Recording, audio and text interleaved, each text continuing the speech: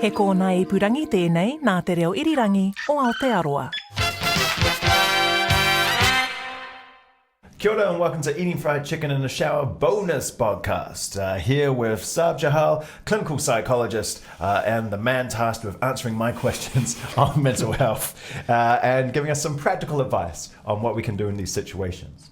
Sarb, kia ora, I want to talk to you today about bullying. And particularly like when you're the adult dealing with a child, because we often hear about how to help children when they're being bullied, but we don't often hear about what to do if the child is the bully.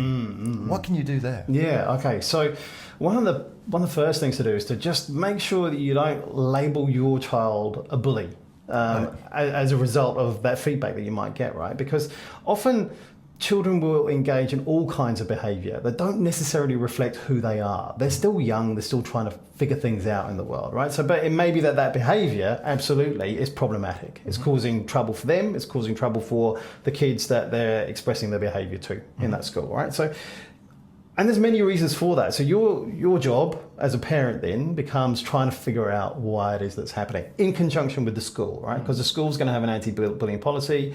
They should do. And if they don't, you need to kind of push back and figure out why they don't and why they're not enforcing it. Because your place as a parent of someone who's being characterized as a bully is just as important in that system. So trying to figure out why that's happening. So maybe it's because the child wants to fit in, and maybe that there's other kids who are kind of doing that behaviour and they're trying to fit in with them. Maybe they're getting bullied themselves, and this is a way of them to kind of divert attention from what their feelings are is actually by expressing this outwardly to others. Or maybe they're doing it to get attention from teachers or the school. Because children prefer, in this order, good attention, bad attention, no attention. So if they're getting attention for being bad, they prefer that to being ignored, right? So that's something really important to understand. The other couple of things to understand is that often kids have different sort of expressions of assertiveness. You know, some kids are more assertive than others, and they're trying to find a line between assertive and aggressive, and they need guidance in order to try and figure out where that line is and where they sit across that. And often they may not fully understand why it is, what it is that their victim, the person at the receiving end, is feeling. And so being socialised to that is really important to that as well. So in terms of thinking about what do you do, right, as a parent in this situation, one of the things that you do is you make sure that there are consequences in place. Okay. Yeah, so if there is a behaviour, once you've explored why it is that's going on, giving kids alternative behaviours, right? Because kids love being told what to do, as well as what not to do. You know, right. Which is what we can do often as parents. Like, don't do that.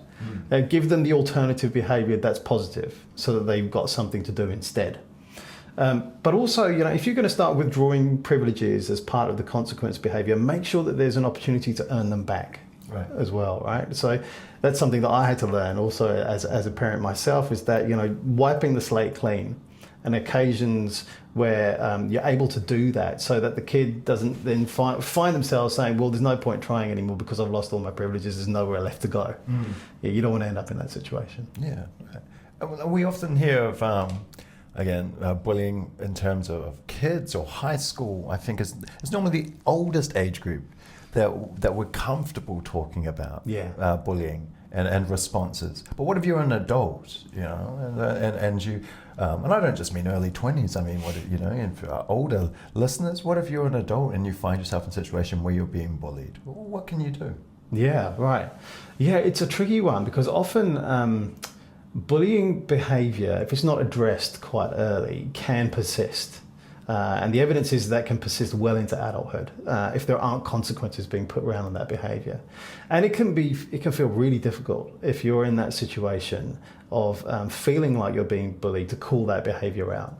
So making sure that you seek support from the organisation that you're working in, or from colleagues that you're with, or finding somewhere else to get that support if you need it. It may be that you work in a small organisation, or this is not happening in your work life, it's happening somewhere else. You know, maybe there's another parent at school, or who knows what the situation is you find yourself in. So it is really important to get support for you to process that anger. But at the same time, you know, it is culturally, I don't think, called out enough.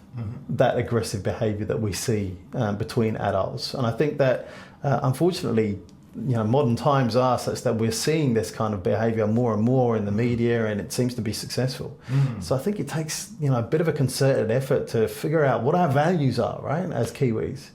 What is it that we will want to see in other people that we are interacting with? What is it that we want to encourage, and what is it that we're going to say, that's not okay.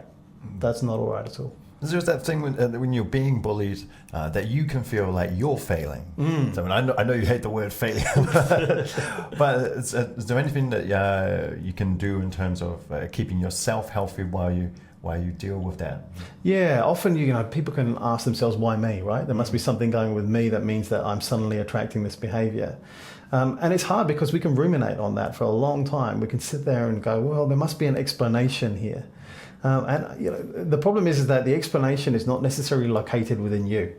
The explanation is complex. It's probably more located with the other person, or a complex interaction between the two.